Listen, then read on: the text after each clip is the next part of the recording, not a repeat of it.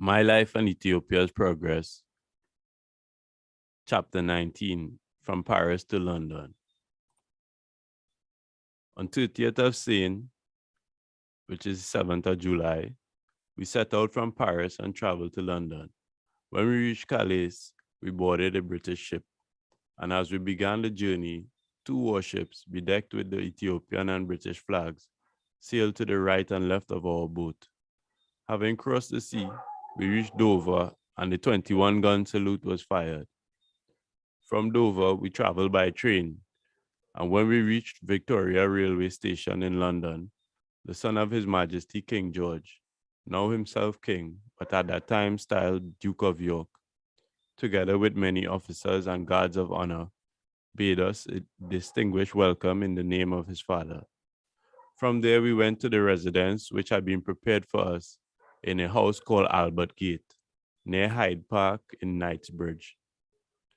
On the morrow, the 1st of Haile, which is the 8th of July, so His Highness the Duke of York informed us, was to be the audience granted by His Majesty King George, and at the appointed hour, we went to the meeting.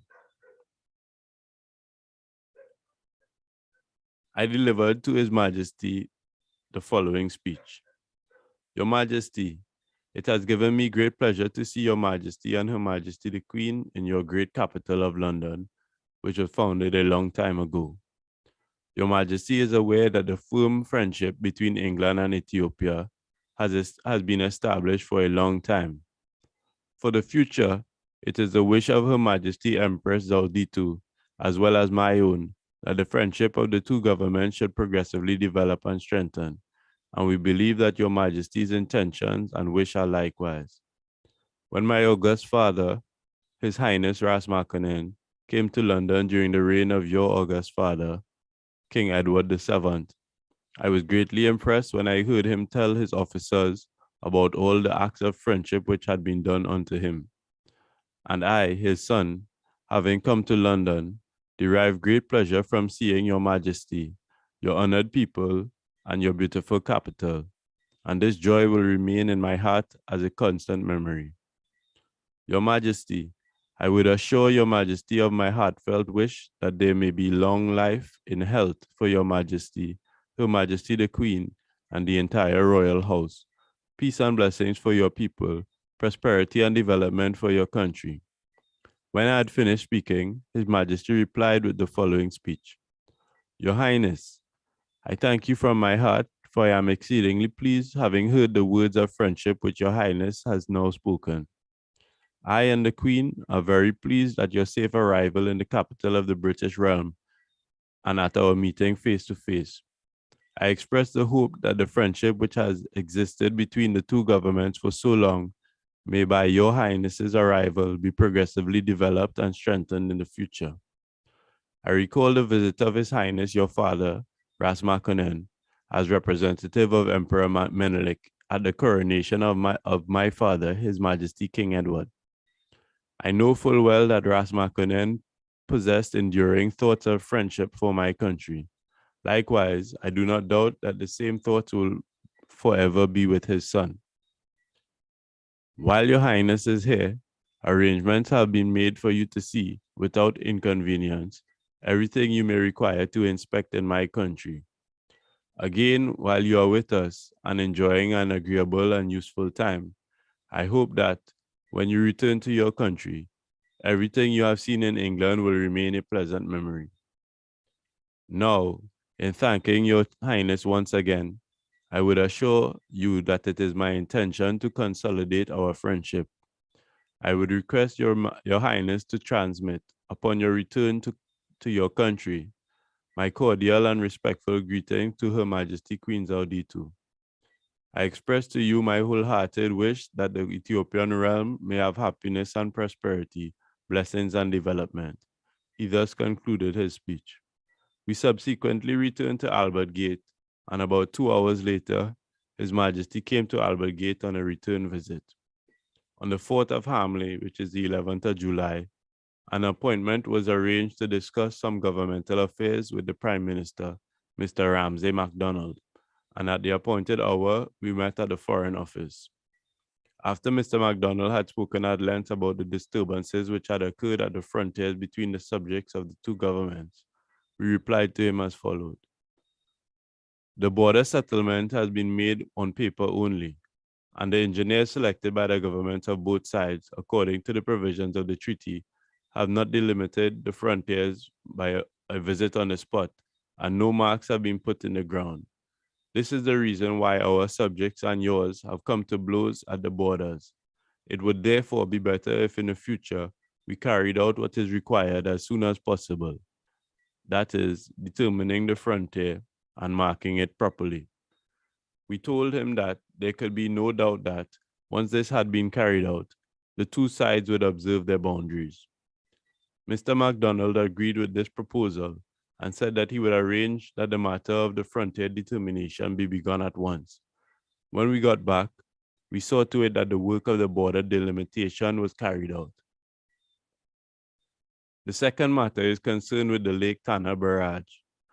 Mr. MacDonald asked that the Ethiopian government should grant permission to the British government to construct the Lake Tana Dam. We replied to him as follows. We ourselves shall cause the Lake Tana barrage to be built. We can, however, talk about the setting up of a company. Once we had completed the construction of the dam, we told him that we would then lease the water to the government of the Anglo-Egyptian Sudan. We concluded by saying that we should transmit details to each other in writing, as we had agreed about the proposal in principle. After this, having asked permission to point out some difficulties on our part, we submitted to him the following requests. In the past, in Emperor Menelek's reign, a treaty had been concluded that the Ethiopian government, having purchased the arms it considers necessary for itself, should not be impeded conveying those arms to the country. But now, since the Great European War, we were prevented carrying arms which we had purchased, and we had asked the Prime Minister to permit us to purchase and conveyance of arms as of old. He replied that the British government were unable to resolve the matter on their own, unless they settled this position on the arms embargo in conjunction with the French and Italian governments, and that after consultation among the three governments about this, they would let us know the answer. Secondly, we had experienced great difficulty because the Ethiopian government did not possess a seaport, which would bring about contact with foreign countries. It is a fact that skill and wealth are acquired when trade expands as one nation meets and encounters others by sea and by land. The entire object of the Ethiopian government for the future is to get very close to foreign countries by undertaking the tasks of civilization. Indeed, our accession to the League of Nations last year proves our intention to work for civilization and to develop our country. Therefore, if the British government were to give the Ethiopian government a seaport as patrimony, there would be eternal and unshakable friendship.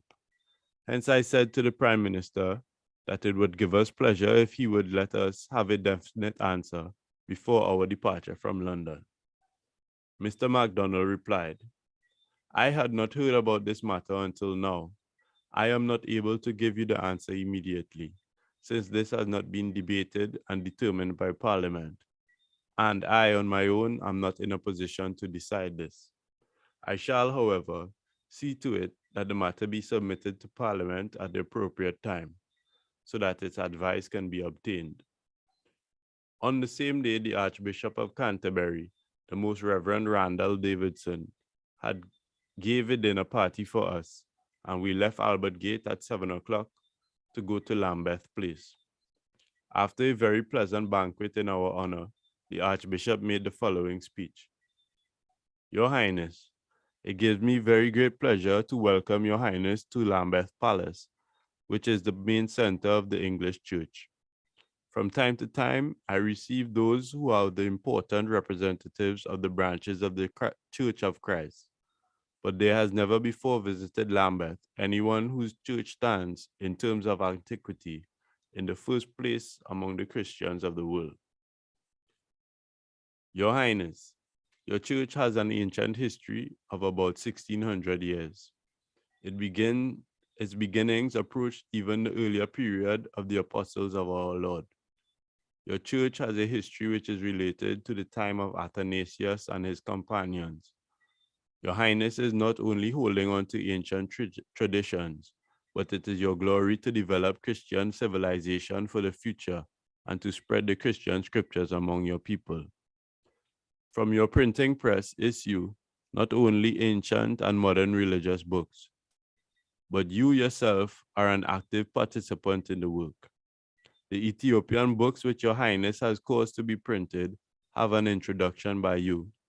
Everyone who studies the books of Chrysostom and of the monk Ma Yishak will derive much benefit. It is not to be doubted that the main objects of your present journey is to acquaint yourself with the modern Western world. Be it in spiritual or in secular terms, your visit is to all of us a perpetual joy. I feel assured that your country's spiritual and secular well-being is placed in your hands and that there is due to you every possible assistance for your beneficent endeavors. He concluded by saying, with cordial friendship and high hopes, we wish that everything for which you have come here may prosper. On the 5th of Haile, which is the 12th of July, as the official visit ended, we went to Buckingham Palace and took leave of His Majesty the King and Her Majesty the Queen. During the farewell visit, His Majesty King George made the following speech. Your Highness has given me great pleasure by your visit to England to develop and strengthen the friendship of our two governments. Hence, so that you may have a constant memorial of your visit to London and of your meeting with us, we are returning to you the crown of Emperor Theodore, which the commander of the British Army at the time of the Magdala campaign had brought back. Although the capture of Emperor Theodore's crown and its removal to England in no way affected Ethiopia's independence, yet to have it said, this crown was the crown of an Ethiopian emperor, and to have it appear in a foreign country did not please me. Hence, His Majesty King George's gracious permission that this crown of Emperor Theodore now be returned to Ethiopia was, I was convinced, a great mark of friendship, and since I felt very pleased, I expressed to the King my profoundly sincere gratitude. On the 11th of Haile, which is the 18th of July, we departed from London at 4 o'clock in the morning, which is 10 a.m., to visit Cambridge University before coming to London. While we were still at Rome, the Vice-Chancellor had asked us in writing to be gracious enough to visit the university. After we had reached London, he informed us of his proposal through the Foreign Office, and we therefore went to carry out this engagement. After all the professors of the university had given us a respectful welcome, the university's Vice-Chancellor approached and said, Your Highness, as we have heard of your initiatives and perseverance in leading your country, Ethiopia, in wisdom and knowledge, we bestow upon you the honorary degree of Doctor of Law. He then gave me the appropriate robes. Immediately afterwards, they arranged for us a great luncheon banquet. At the banquet, the Vice-Chancellor, Dr. E.C. Pierce, made the following speech. Your Highness, the poet Homer says that the Ethiopians are blameless. Herodotus says that the Ethiopians are long-lived because they do not drink wine at all. It is a fact that the Ethiopians refused to pay tribute to Cambyses and to the Persian kings. Subsequently, they turned back victoriously all who came to take their country by force. Who does not know that the Queen of Sheba, having heard of Solomon's fame, came by camel, bearing spices, gold, and gems, to try the king with riddles? Who does not know that she returned to her country to be the mother of all the kings? Who does not remember, as the centuries unfolded, their descent from David? Who does not know of their being of the family of Queen Candace? All this proves establishment of their Christianity over the whole of Ethiopia and their possession of an ancient faith over a long history. A man who has studied at Christ College in Cambridge University has in recent years revealed to the English people the literature and law books of Ethiopia. Today, there is among us Tafari Makonnen, Ethiopia's crown prince. He follows in the footsteps of his ancestors and possesses knowledge exceeding that of Orientals and Egyptians. He explores ancient and modern knowledge. He has studied all the ancient Christian traditions. He endeavors to acquire modern science. His Highness Tafari Makonnen is the first Ethiopian crown prince who has gone up in an aeroplane. He has caused the books of John Chrysostom and of Mar Yishak to be translated from Ge'ez into Amharic and had them printed at his own press. These books can be found in the Cambridge University Library. Furthermore, he has built a school for the children of Ethiopia. He ended by saying, "We therefore make known to all of you here, Ethiopia's great crown prince and regent, His Highness Tafari Makonnen, the hope of Ethiopia, who is descended from ancient kings." We replied with the following speech to that delivered by the university chancellor. "It gave me great pleasure to visit Cambridge University, where the fount of learning and wisdom for so many different people rises. I thank you for receiving me with manifestations of such great pleasure and cordial friendship. Moreover, my joy is immense when you speak of Ethiopia's history, proving the existence since earliest times of her independence and the people's adherence to Christianity. Perhaps there remain some people who do not know that the Ethiopian realm possesses great antiquity and that it was established a long time ago.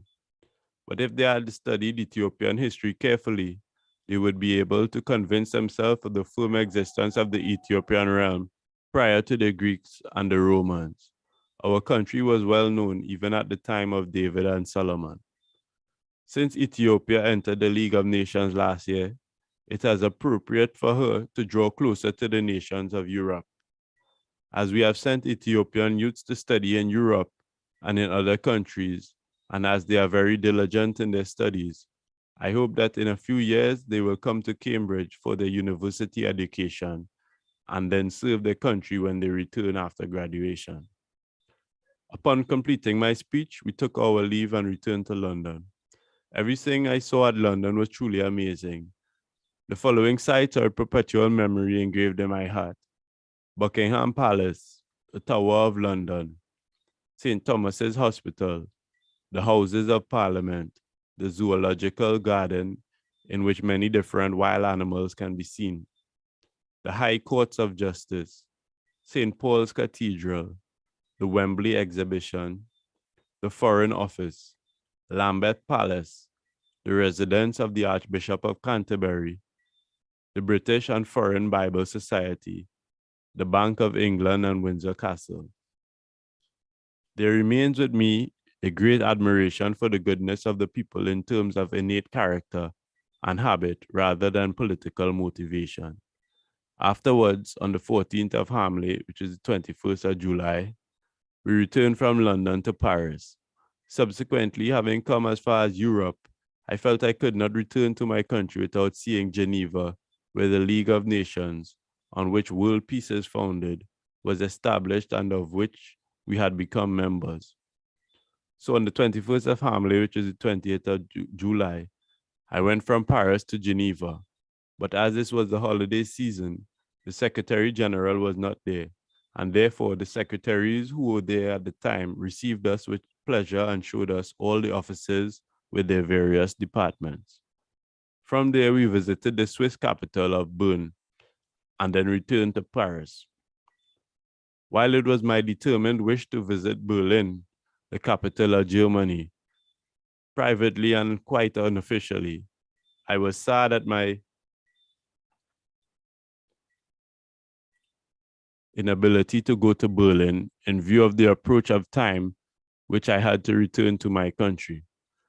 I therefore arranged that the jazz match Haile Selassie, Sale Sedalu, and Tesfaye Tegegne, among the officials who were with me, should go to Berlin. taking with them a letter of friendship, and after meeting the president, Marshal Hindenburg, they were to return. In the treaty with the Franco-Ethiopian Railway Company, there were, in some passages, matters which at times gave rise to dispute. We, therefore, had friendly discussions and agreed without difficulty on 9 paragraphs and had much pleasure in putting our signature to it, together with that of the president of the company, Monsignor Maxime Guetin. While we had indicated to Monsignor Ponchiari, the foreign minister, during the period when we first came to Paris, the need to find a free access port to the sea at Djibouti. It so happened that there occurred ministerial changes in the presidency and the foreign ministry. Yet, Monsignor Ponchiari had given us hope, explaining that they would let us have the reply at another time. And when we had asked that they should give us the answer, as we were now returning to our country, the following letter was written to us by the foreign ministry. To His Highness Tafari Makonnen, Crown Prince of Ethiopia and Regent Plenipotentiary. Your Highness, since Your Highness has asked for access to the sea for the purpose of your country's trade, it would have given me pleasure to convey to Your Highness, prior to your departure from here, the terms on which the governments of the 2 countries might reach agreement and to conclude the investigation of the matter, based on the firm desire of the government of the French Republic to grant to the Ethiopian government the access which you have requested. But with the delay of the presidents of the council to return speedily from the country to which he has gone, and since the agreement to be concluded is a matter of importance, the whole government of the French Republic must of necessity deliberate on the matter. Therefore, the agreement has not yet been drafted. The matter which you have requested cannot fail to come about, so as to strengthen the friendship of the 2 governments, and likewise the ties of amity which for long have been historically bounded the French government to that of Ethiopia. I would respectfully inform Your Highness by declaring that, once the matter has again been urgently raised, it will conclude with the firm desire that exists in a written agreement. The time has hitherto remained unpropitious to expedite the entire agreement upon the basis of the benefit which these 2 friendly and neighboring governments attribute to it. But in accord which will undoubtedly be concluded in future, Your Highness will find a distinct remembrance, based on your visit to France, which justifies the trust you repose in the people's profound friendship. Nothing will be forgotten to bring about what is necessary, so that the recollection of the friendship and mutual benefit of the 2 countries will continue to flourish. I would request Your Highness to make known on our behalf to the Empress of Ethiopia, Her Majesty Zauditu, the good wishes and goodwill which the government of French Republic cherishes for her and her people's prosperity. Signed, René Renaud. Although the draft agreement remained unwritten for the time being, yet we were glad when we read this letter, for its wording gave hope that an accord would be concluded within the near future. Since we were convinced that the time was approaching when we had returned to our country, we gave orders that the new medal, called Menelik II, be struck, and also that the Menelik II statue be constructed and sent to Addis Ababa, that the new stamps with the effigy of Queen Zauditu and ourselves be printed, and that the books required for the ministerial departments be put